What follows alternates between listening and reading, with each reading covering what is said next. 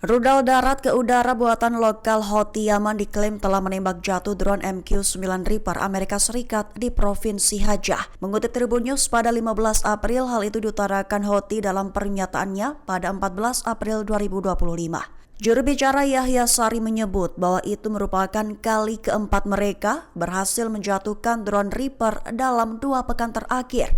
Di satu sisi, Komando Pusat Militer Amerika Serikat alias CENTCOM mengatakan pihaknya menyadari adanya laporan tersebut, namun belum memberikan konfirmasi lebih lanjut. Adapun rekaman dari Al-Masirah memperlihatkan kobaran api besar dan tim penyelamat membawa korban dari lokasi yang porak-poranda. Houthi menuduh Amerika Serikat bertanggung jawab atas serangan yang mereka klaim menargetkan fasilitas sipil, termasuk pabrik keramik di lingkungan Bani Matar sana. Dilaporkan juga bahwa 2 serangan tambahan menghantam daerah Al-Yatmah di distrik Kab dan Al-Sha'af di Provinsi Al-Jaf, wilayah utara Yaman. Akibatnya 6 orang tewas dan lebih dari 20 lainnya terluka dalam serangan terbaru di Provinsi sana Minggu 13 April tersebut.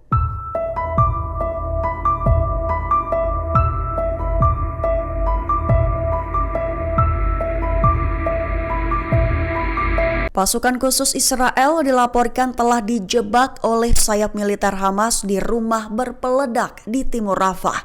Dilaporkan bahwa banyak korban jiwa di antara tentara Israel. Mengutip Tribun News pada 15 April, hal itu dilaporkan oleh Brigade Al-Qassam, sayap bersenjata Hamas dalam pernyataannya 14 April 2025. Mereka mengumumkan bahwa pejuangnya telah meledakkan alat peledak yang menargetkan unit pasukan khusus Israel.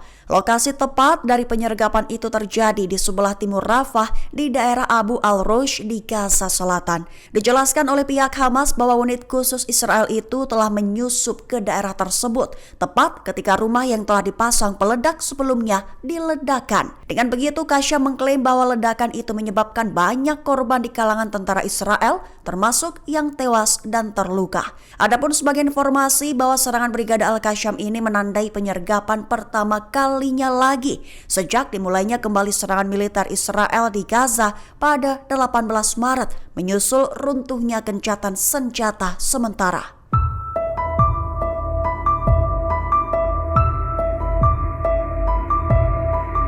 Serangan besar-besaran di tepi barat dikabarkan telah memuncak. Tentara IDF dilaporkan telah melakukan pembunuhan hingga penculikan dengan lokasi difokuskan di Jenin. Mengutip Al-Mayadin pada 15 April, hal itu diutarakan oleh seorang saksi mata dengan tanpa disebutkan namanya pada Senin 14 April 2025. Diutarakan olehnya bahwa IDF telah menyerbu rumah sakit pemerintah Jenin di tepi barat dan menahan seorang anak Palestina.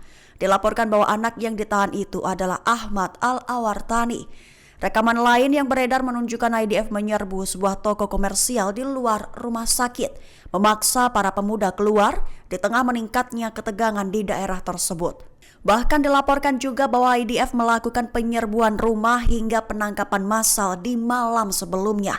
Sementara itu, di kamp pengungsi Al-Jalazon di utara Ramallah, 3 pemuda terluka oleh tembakan Israel, termasuk 1 tembakan di perut dan lainnya di lutut dan tangan. Imbasnya, pemuda Palestina bernama Malek Hatab meninggal dunia karena luka-luka yang dideritanya. Dengan begitu, serangan besar-besaran IDF tersebut disebut telah memicu pengungsian terburuk di tepi barat. Gelombang protes militer Israel dari anggota lapis baja, prajurit hingga jenderal kian menguat. Ribuan tentara Israel itu menuntut Perdana Menteri Benjamin Netanyahu segera mengakhiri perang demi sandera. Mengutip Tribun News pada 15 April, mereka telah kembali menandatangani petisi untuk mengakhiri perang dan pembebasan sandera. Rinciannya sebanyak 1.525 anggota Korps Lapis Baja, mulai dari prajurit bersenjata hingga jenderal, menandatangani petisi tersebut. Dalam petisi mendesak agar pemerintah melakukan segala hal yang mungkin untuk menjamin pembebasan para sandera. Bahkan digarisbawahi jika hal itu harus mengorbankan penghentian pertempuran. Diketahui penandatanganan petisi mencakup prajurit yang pernah bertugas di unit tank, komandan junior, serta para perwira senior yang kini telah menjadi warga sipil.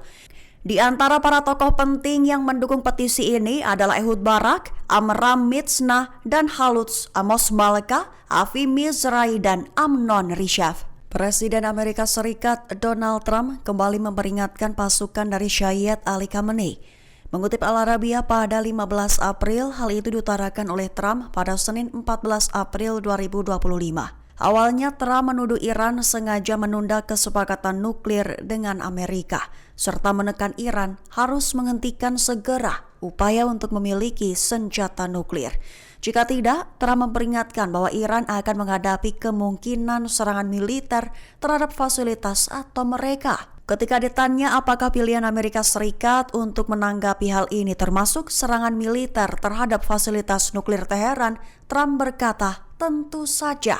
Selain itu, Trump menekankan Iran perlu bergerak cepat untuk menghindari respons keras tersebut, mengingat Iran diklaim sudah cukup dekat dengan mengembangkan senjata nuklir. Perlu diketahui antara Iran maupun Amerika telah mengadakan pembicaraan di Oman pada Sabtu lalu. Kemudian pertemuan kedua kemungkinan akan diadakan di Roma. Menteri Pertahanan Israel Yisrael Katz berikan ancaman terbarunya terhadap Hamas, mengancam akan membuat jalur Gaza semakin kecil dan lebih terisolasi lagi. Mengutip Kabarni pada 15 April, hal itu diutarakan oleh Katz dalam postingannya di X pada 14 April 2025.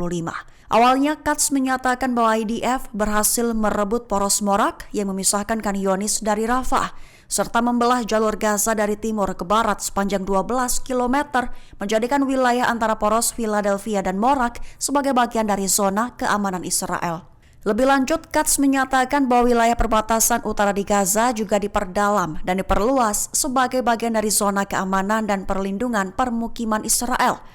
Mengklaim bahwa ratusan ribu penduduk telah dievakuasi dari zona pertempuran dan puluhan persen wilayah Gaza telah menjadi bagian dari zona keamanan Israel. Katz menjelaskan bahwa sebelum setiap manuver darat dilakukan IDF, maka evakuasi penduduk telah dilakukan. Baru setelah itu IDF melakukan operasi mitigasi yang kuat dari darat, udara, dan laut disertai dengan peralatan berat. Tujuannya untuk mengekspos alat peledak dan menghancurkan bangunan yang mengancam, serta untuk memberi tentara IDF perlindungan kuat untuk aktivitas mereka. Katz mengklaim bahwa segala upaya itu memiliki tujuan utama untuk memberikan tekanan berat pada Hamas agar kembali ke garis besar pembebasan para sandera. Dengan begitu, Katz memperingatkan bahwa semakin Hamas bersikeras menolak, semakin gencar aktivitas IDF sembari terus menggagalkan operasinya dan menghancurkan infrastruktur mereka. Ditekankan oleh Katz bahwa Gaza akan menjadi semakin kecil dan terisolasi, serta akan semakin banyak penduduk dipaksa mengungsi dari zona pertempuran. Presiden Amerika Serikat Donald Trump mengklaim bahwa tujuan Presiden Tiongkok Xi Jinping ke Vietnam adalah untuk menghancurkan Amerika. Dilaporkan bahwa Tiongkok dan Vietnam bertemu dan menandatangani 45 perjanjian kerjasama pada Senin 14 April 2025. Mengutip Al-Mayadin pada 15 April, hal itu diutarakan oleh Trump kepada wartawan hanya beberapa jam seusai mendengar pertemuan tersebut.